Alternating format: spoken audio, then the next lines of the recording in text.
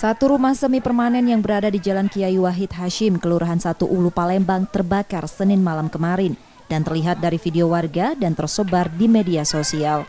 Warga sekitar rumah sudah berupaya memadamkan api, namun karena rumah banyak bahan yang mudah terbakar, membuat api susah dikendalikan. Api padam setelah petugas pemadam kebakaran memadamkannya 1 jam kemudian.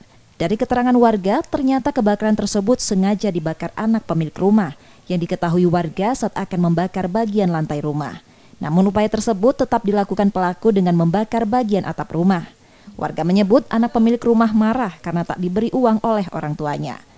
Kan dia ini kan ribut dulu, nak minta duit, kan biasa dia ini sudah beberapa kali ini kan kejadian ini sudah yang ketiga kalinya ini, cuma dimatikan oleh warga. Nah untuk yang ketiga ini api ini sudah besar, dia kan minta duit mungkin tidak dipenuhi. Nah duit itu untuk apa? Mungkin beli apa kan, namun budak kena narkoba kan.